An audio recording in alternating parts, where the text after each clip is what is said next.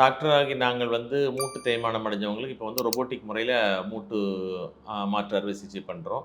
அப்போ வந்து மூட்டு மாற்று அறுவை சிகிச்சை ரொபோட்டிக் மூலமா பண்றதுனால நமக்கு என்னென்னலாம் பயன்கள் கிடைக்குது அப்படின்னு பார்த்தீங்கன்னா, நம்பர் 1 வந்து நமக்கு அந்த அதிகமா இருக்கக்கூடிய வலி வந்து குறைஞ்சு நம்ம வலி இல்லாத ஒரு மூட்டா நம்ம வந்து செயல்பட முடியுது. நல்லா நடக்க முடியுது. படி ஏறி இறங்க முடியுது.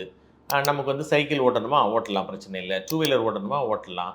அதுக்கப்புறம் கார் ஓட்டணுமா? ஓட்டலாம். ட்ரெயின்லயோ, பஸ்லயோ தாராளமா போலாம். ஃப்ளைட்ல போறவங்களும் ஃப்ளைட்ல போலாம். நமக்கு வந்து வீல் சேரோ, வாக்கர் அந்த மாரி உள்ள நமக்கு வந்து ஹெல்ப் நமக்கு தேவையில்ல. ஸோ யாரையும் நம்ம நம்பி இருக்கணும்னு அவசியம் இல்ல. சில பேர் சொல்லுவாங்க, மூட்டு வலினால நாங்க செவுர பிடிச்சுக்கிட்டே நடக்கிறோம்னு. அப்படி யாரையும் பிடிக்கணும்னு அவசியம் இல்ல. ஸோ நீங்க இண்டிபெண்டன்ட்டா என்ன செய்யலாம்?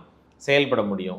இவ்வளோ ஃபங்ஷனல் பெனிஃபிட் வந்து நமக்கு என்ன கிடைக்குது? மூட்டு மாற்று அறுவை சிகிச்சை வந்து நம்ம ரோபோட்டிக் மூலமா பண்ணும்போது ரொம்பவே நல்லா கிடைக்குது.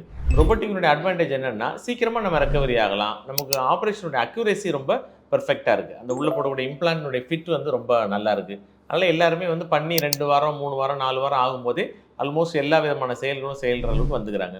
ஹவுஸ் ஒய்ஃபா இருக்கக்கூடியவங்கலாம் பார்த்தீங்கன்னா, மேக்ஸிமம் 2 3 வீக்ஸ்லயே உங்களுடைய சிம்பிளா உள்ள கிச்சன் ஒர்க் கூட தாராளமா நம்ம பண்ண முடியும். அதனால ரோபோட்டிக் மூட்டு மாற்று அறுவை சிகிச்சை வரவேற்கத்தக்க ஒன்று.